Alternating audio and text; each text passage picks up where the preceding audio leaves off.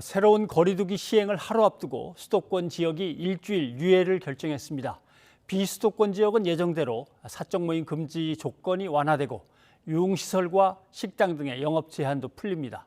보도에 박홍구 기자입니다. 오랫동안 준비해온 거리두기 체계 개편이 시행을 코앞에 두고 전격 연기됐습니다. 수도권에서 환자가 급증하자 서울과 인천, 경기 등 지자체에서 새 거리두기 체계 적용 유예를 결정하고 중앙재난안전대책본부에 이를 건의한 것입니다.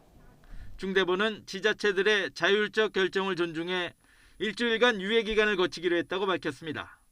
이에 따라 수도권 지역에서는 5인 이상 사적 모임 금지가 유지되며 유흥주점의 영업 금지와 식당, 카페 등의 22시 영업 제한도 계속됩니다.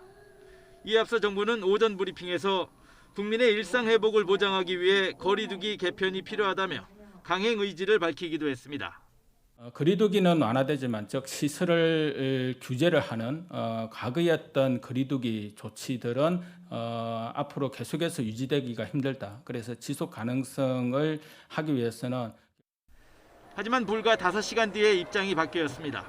지자체의 건의를 받아들이는 형식이었지만 대다수 전문가들은 정부가 모임 인원을 늘리면서 회식이나 모임을 자제해달라고 하는 게 처음부터 모순이었다고 지적했습니다.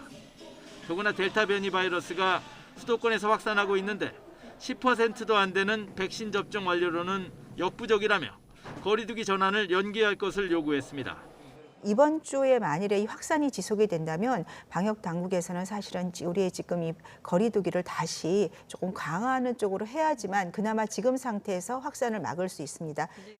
하지만 비수도권은 앞으로 2주 이행 기간 동안 제주도를 제외한 대부분 지역에서 8명까지 모임이 가능합니다.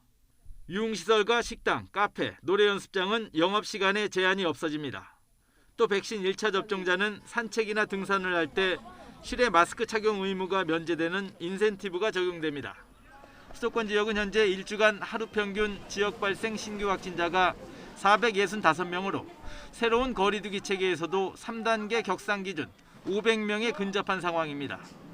정부는 앞으로 일주일 유예 기간 동안 수도권 지자체들과 함께 유행을 안정화하는 데 총력을 다하겠다고 밝혔습니다. YTN 박홍구입니다.